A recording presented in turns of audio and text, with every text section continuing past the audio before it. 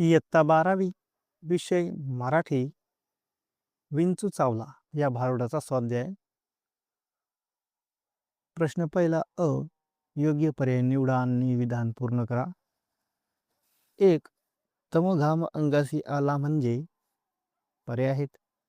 संपूर्ण शरीराला घामाने असह्यता झाली, घामामुळे मन अस्थिर झाले, शीघ्रकोपी वृत्ती वाढीस लागली. त्याचं उत्तर असेल ई. शीघ्रकोपी वृत्ती वाढीस लागली.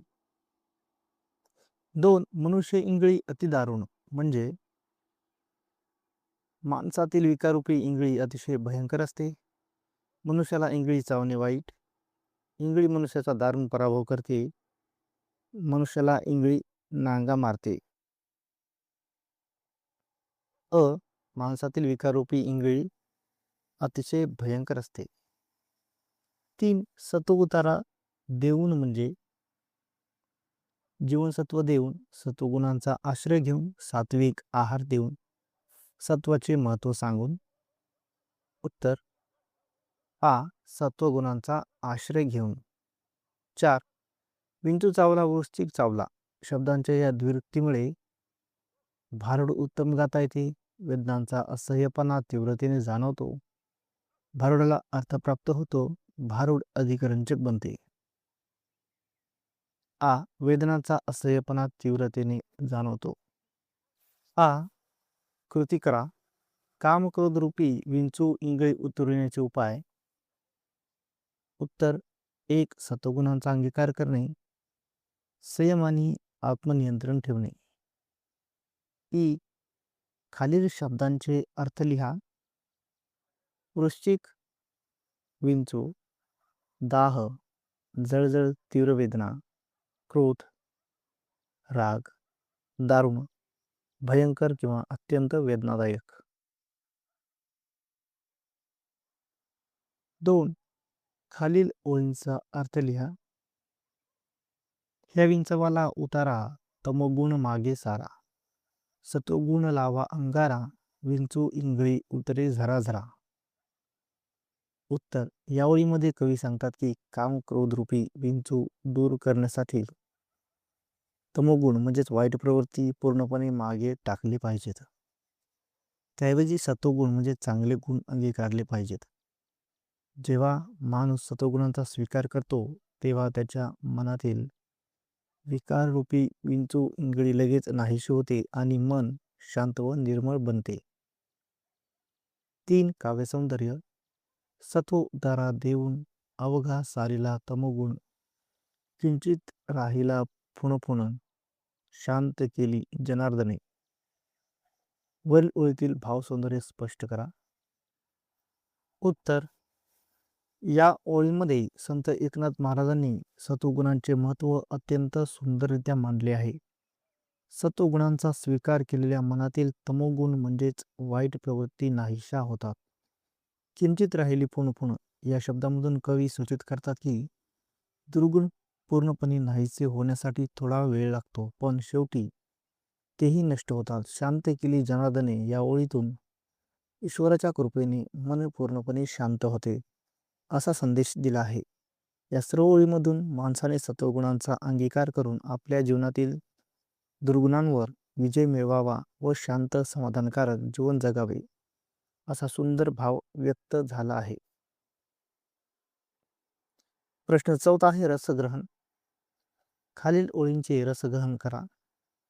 विंचू चावला वृश्चिक चावला, काम क्रोध विंचू चावला, तमघाम अंगासी आला, पंचप्राण व्याकुळ झाला, त्याने माझा प्राण चालिला, सर्वांगाचा दाह झाला, मनुष्य इंगळी अति दारुण, मज नांगा मारिला तिने, सर्वांगी वेदना जाण त्या इंगळीची. उत्तर आशय सौंदर्य. यावेळीमध्ये संत एकनाथ महाराजांनी विंचू आणि इंगळी या रूपकांद्वारे काम आणि क्रोध या मानवी विकारांचे प्रभावित चित्रण केले आहे.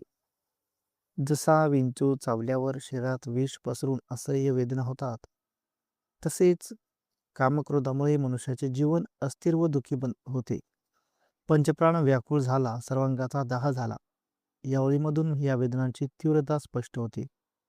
त्यामुळे माणसाने या दुर्गुणांपासून दूर राहावे हा संदेश कवी देतात. काव्य सौंदर्य. या ओळीमध्ये रूपक अलंकाराचा सुंदर वापर केला आहे. विंचू आणि इंगळी ही प्रतीके वापरून कवीने विकारांचे जिवंत चित्र उभे केले आहे. तसेच विंचू चावला, वृश्चिक चावला या द्व्यक्तीमुळे भावनांची तीव्रता वाढते. वाक्यातील नाट्यमयता आणि प्रभावी मांडणीमुळे वाचकांवर ठसा उमटतो. भाषा सौंदर्य. ओळींची भाषा साधी, सुबोध आणि प्रभावी आहे. लोकभाषेचा वापर असल्यामुळे सर्वसामान्यांना अर्थ सहज समजतो. शब्दरचना लयबद्ध असून गेयता आहे, त्यामुळे हे भारूड, आकर्षक व प्रभावी बनले आहे. निष्कर्ष. या ओळीमधून संत एकनाथ महाराजांनी साध्या भाषेतून आणि प्रभावी काव्यशैलीतून मानवी दुर्गुणांचे दुष्परिणाम सुंदरपणे व्यक्त केले आहे. प्रश्न 5वा. अभिव्यक्ती. तुमच्यातील दुर्गुणांचा शोध घ्या. हे दुर्गुण कमी करून सद्गुण अंगी बाणवण्यासाठी तुम्ही काय कराल ते लिहा. उत्तर.